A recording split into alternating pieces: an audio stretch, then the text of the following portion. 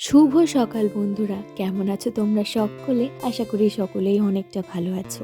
আমিও না অনেকটা ভালো আছি। তো বন্ধুরা, ভিডিওর শুরুতেই আমার সকল বন্ধুদের ভালোবাসা জানাই, আর আমার থেকে যারা বড় আছো তাদেরকে প্রণাম জানাই।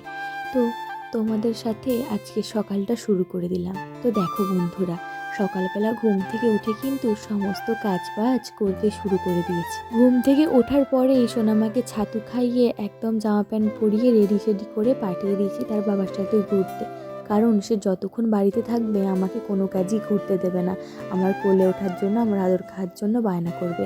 তার কারণেই কিন্তু তার বাবার সাথে এই সকালগুলো রোজই তাকে ঘুরতে পাঠিয়ে দিচ্ছি, আর আমি কাজটা খুব সহজেই সেরে নিচ্ছি। বন্ধুরা, আজকে তোমাদের সাথে আমার জীবন থেকে অর্জন করা কিছু জ্ঞান বা বলতে পারো কিছু শিক্ষা তোমাদের সাথে আজকে শেয়ার করব। জানো বন্ধুরা, বেশ কিছুদিন হচ্ছে আমি না ঘুম থেকে একটু বেলা করেই উঠছি। একটু বলতে একটু না, অনেকটাই। প্রায় 9:30-10টার দিকে, যেখানে উঠে পড়ি 7টা 7:30টার দিকে। বুঝতেই তো পারছো কতটা বেলা করে ঘুম থেকে উঠছি। আর অতটা বেলা করে ঘুম থেকে উঠছি বলে আমার কিন্তু সংসারের কাজবাজ সারতেও অনেকটা দেরি হয়ে যাচ্ছে। দেরি যেমন হচ্ছে, সেরকম কাজগুলোও যেন ঠিক করে হচ্ছে না। বাসন ঠিক করে মাজা হচ্ছে না, জামাকাপড় ঠিক করে কাচা হচ্ছে না, ঘরদোর মোছা হচ্ছে না, ঝাড় দেওয়াও ভালো করে হচ্ছে না। হচ্ছে না যে তা না, হচ্ছে, কিন্তু সেরকম একটা খুব ভালোভাবে না। রান্নাবান্নাতেও অনেক দেরি হচ্ছে, সেরকম গুছিয়ে রান্নাও করতে পারছি না। সোনামার যত্নও ঠিকভাবে করতে পারছি না। 10টায় ঘুম থেকে উঠছি, দেখছি সময়টা অনেকটা কমে আসছে। এরকমভাবেই বেশ 1-1.5 সপ্তাহ চলতেই থাকছে। আমিও কিছু মনে করছি না, সোনামার বাবাও কিছু বলছে না। সোনামার বাবা, সোনামা আর আমি, আমাদের 3জনকে মিলিয়ে আমাদের একটা ছোট্ট সংসার। এখানে বলার মতো কেউ নেই। তার কারণেই কিন্তু আমি আমার দোষগুলো বুঝতে পারিনি। দোষ বা ভুল যেটাই বলো, হ্যাঁ, নিজের দোষ ভুল মানতে আমার কোনোই লজ্জা নেই। তো বন্ধুরা, হ্যাঁ, এটা হয়তো আমার দোষ বা ভুল যে কোনো কিছু বলতে পারো। তো সেটা না আমি বুঝতে পারিনি, হয়তো বুঝতে পারছিলাম একটু একটু, কিন্তু কেউ আমার দোষটা বেশি করে ধরাচ্ছিল না বলে আমি সেটা অতটা গুরুত্ব দিইনি। জানো, সোনামার বাবা একদিন আমাকে ভালোভাবে বলল যে, রিম্পা, তুমি যে এত বেলা করে ঘুম থেকে উঠছো, এই কিছুদিন তুমি কি লক্ষ্য করেছো আমরা দুজন দুজনকে সময় দিতে পারছি না? তুমি বেলা করে ঘুম থেকে উঠছো বলে আমিও বেলা করে উঠছি, তার সাথে সোনামাও বেলা করে উঠছে। সোনামার খাওয়া দাওয়া কাজকর্মে তো দেরি হচ্ছেই, সমস্ততেই দেরি হয়ে যাচ্ছে। কিন্তু সবটাই মানা যায়, রান্না খারাপ হলেও মানা যায়, বাসন কোসন ঠিকভাবে না মাজা হলেও মানা যায়, জামা কাপড় ঠিকভাবে না কাচা হলেও মানা যায়। কিন্তু তোমার আর আমার মধ্যে যে একটা দূরত্ব তৈরি হচ্ছে, এটা না মানতে পারছি না।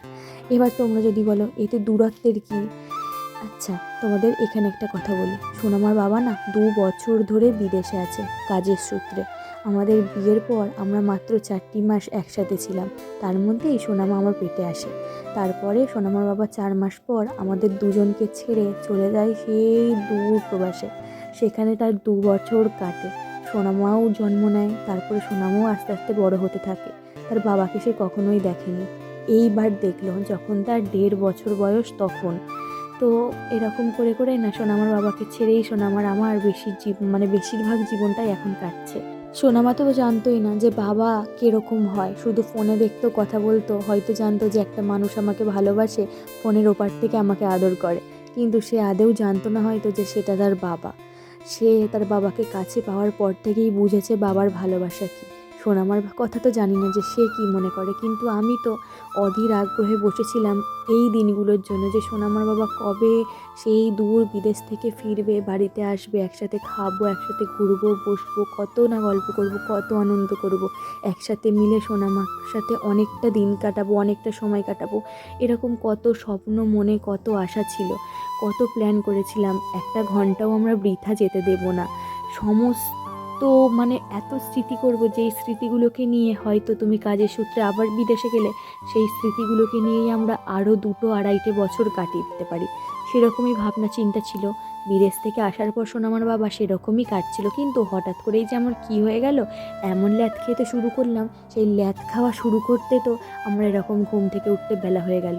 আর সোনামার বাবাও সেরকম মেজাজি মানুষ নয় যে আমাকে রেগে মেগে বলবে অন্যান্য স্বামীদের মতো, তুমি এত বেলা করে কেন উঠছো, কাজে এরকম ভুল কেন হচ্ছে। সেরকমভাবে না, আমাকে সে ভালোবেসে বলতেই আমি বুঝলাম, সত্যিই সোনামার বাবার কথাটাই বুঝলাম। সত্যিই তো এরকম বেলায় ঘুম থেকে উঠছি, 3-4টে ঘন্টা তো শুয়েই কেটে যাচ্ছে, ঘুমিয়েই কেটে যাচ্ছে। তাই তো দুজনের মনে হচ্ছে যেন ঠিকভাবে দুজনের সামনাসামনি বসা হচ্ছে না, খেতে খেতে অনেকটা সময় গল্প করা হচ্ছে না, দুজনে 2 কাপ চা নিয়ে বক বক করতে করতে সেই চাটা শেষ করা হচ্ছে না, বিকেলবেলা ছাদে গিয়ে অনেকটা টাইম পাস করা হচ্ছে না, আবার সন্ধ্যাবেলা একটু ফাঁকটালে বাজার থেকে ঘুরে আসা হচ্ছে না, এসব কিছুই হচ্ছে না। সংসারের কাজ, খাওয়া দাওয়া, রান্না বান্না, সোনামার যত্ন করতে করতেই যেন দিনটা কিভাবে পার হয়ে যাচ্ছে বুঝতেই পারছিলাম না। সোনামার বাবা কথাটা বোঝাতে তারপরেই বুঝতে পারলাম। এই যে দেখো, আমি যদি সকাল 7টায় উঠি, 7টা থেকে 10টা পর্যন্ত, 7, 8, 9, 10, ধরো 3-4 ঘন্টার আমি অনেকগুলো কাজ সেরে নিতে পারবো। আর সেই 3-4 ঘন্টায় যেই কাজগুলো আমি সেরে নিলাম, সেই কাজগুলোর যেই সময় করব সেই সময়টা কিন্তু আমি ফাঁকা পাচ্ছি সোনামার বাবার সাথে একাকী একটা টাইম স্পেন্ড করার জন্য। তো কী আর বলি বন্ধুরা, তোমরা বুঝতেই পারছো, এখন থেকে আমি ঠিক করে নিয়েছি সময় অনেক দামি, পুরো মনে এটা গেঁথে নিয়েছি। সময় কিভাবে যে বয়ে যায় বোঝাই যায় না। দেখো, সোনামার বাবা এসেছে 3 মাস হয়ে গেল, কিন্তু 3 মাসের মধ্যে কিভাবে যে দিনগুলো কেটে গেল বুঝতেই পারলাম না। এখন মনে হচ্ছে এই তো 15 দিন মতো আগে এলো, এখনই 3 মাস হয়ে গেল। তো কী আর বলি বন্ধুরা, তাই এখন থেকে একদম মনে ভেবে নিয়েছি সকাল সকাল ঘুম থেকে উঠবো, যতটা পারি তাড়াতাড়ি করে কাজগুলো সেরে দুজনকে অনেকটা করে সময় দেব। সেই প্রথমের মতন আবার দুজনের সামনাসামনি বসে হাতে হাত রেখে গল্প করব, ইয়ার্কি মারবো, মজা করব, একসাথে খাবো, একসাথে মিলে দুজনে রান্না করব। যেহেতু সোনামার বাবা বাড়িতেই থাকে সবসময়, তার কারণে একটু বেশি হাতে সময় পেলে কখনো দুজনের পছন্দ মতো কোনো সুন্দর রেসিপি বানিয়ে খাবো। তো এরকম অনেক কিছু হঠাৎ করেই খামখেয়ালিপনা এসে গেলে মনে রিলস বানানো, আরও স্বামী স্ত্রীর মধ্যে অনেক কিছু থাকে নিজেদের মানে সময় কাটানোর জন্য, সেগুলো আমরা করতে পারব যদি এই রান্না বান্না, এই সংসারের কাজগুলোকে একটু তাড়াতাড়ি দুজন মিলে সামনে নিতে পারি। দেখো, আজকে আমি সকাল সকাল ঘুম থেকে উঠে সকাল সকাল সমস্ত কাজ করে নিয়েছি, দেখেছো? রান্না বান্না ওদিকে বসিয়ে দিয়েছি। আমার আর না কোনোই কাজ নেই এই সময়টা থেকে, পুরো বিকাল পর্যন্ত আমি একদমই ফ্রি। তো এই সময় আমি, সোনামার বাবা অনেক গল্প করি, দুজন মিলে একসাথে হাতে হাত রেখে বসে থাকাই বলো, ইয়ার্কি মারা বলো, ঠাট্টা করা বলো, বা রিলস বানানো বলো, বা যে কোনো কিছু, দুজনের মনের কথা জিজ্ঞাসা করি। হঠাৎ করেই দুজনের সাথে ইয়ার্কি মারতে শুরু করে দিই, খুনসুটিও লেগে যায়, মারপিটও লেগে যায়। আমাদের মধ্যে অনেক ভালো স্মৃতি, অনেক সুখের স্মৃতি এখন তৈরি হচ্ছে, জানো তো। কিন্তু কিছুদিন আগে 1-1.5 সপ্তাহ ধরে দেখছিলাম দুজনে শুধু দুজনের কাজ নিয়েই ব্যস্ত। আমি সংসারের কাজ করতে ব্যস্ত, আর সোনামার বাবা সোনামাকে সামলাতে ব্যস্ত। কিন্তু এখন আমি যেই কথাটা বুঝে গেছি, ভাগ্যিস খুব তাড়াতাড়ি বুঝে গেছি। যদি এরকম হতো, সোনামার বাবার যাওয়ার টাইম হয়ে আসতো আর তখন কথাটা বুঝতাম, তখন কতই না মনটা খারাপ হতো। তখন কি আর বুঝতাম সময়ের দাম কতটা। এখন যা দিনকাল, এখনকার যুগে তো একটা মিনিটও আমাদের কাছে অনেক দামি।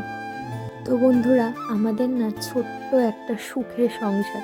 তো এই সুখের সংসারের ভিডিও তোমরা যদি আরও এরকম দেখতে চাও, তাহলে অবশ্যই চ্যানেলটাকে সাবস্ক্রাইব করে রেখে দিও। আর ভিডিও ভালো লাগলে বা ভিডিওর মধ্যে আমার কোনো কথা বা যে কোনো কিছু ভালো লাগলে অবশ্যই একটা ভিডিওটায় লাইক দিও। আর যদি ভালো নাও লেগে থাকে তাহলেও সেটা কমেন্ট বক্সে জানিও, তবেই তো আমি আমার ভুলটা শুধরে নিতে পারবো। আর দেখো বন্ধুরা, বিকেলবেলা আমরা অনেকটা হাতে সময় পেয়েছি আজকে, দুজন মিলে ভাবলাম যে চলো কী আর করা যাবে, কিছু তো কাজ নেই, বাড়িতে বসেই আছি, সব কাজ সারা হয়ে গেছে, তো একটু বাইরে থেকে ঘুরে আসি। তো আজকে ঘুরতে যাচ্ছি হচ্ছে আমাদের এখানে একটা গ্রাম বাংলা পার্ক আছে সেখানে। তো সেই ভিডিওটা আমি কিন্তু কালকে পোস্ট করব, সেটা দেখার জন্য অবশ্যই আমার চ্যানেলে আবার ঘুরে তোমাদের আসতে হবে, তার জন্য চ্যানেলটাকে সাবস্ক্রাইব করে রেখে দাও। তো চলো বন্ধুরা, আজকে আমি আসছি, দেখা হচ্ছে আবার পরের কোনো ভিডিও। তো ততক্ষণের জন্য সবাই সুস্থ থেকো আর ভালো থেকো। চলো, টাটা।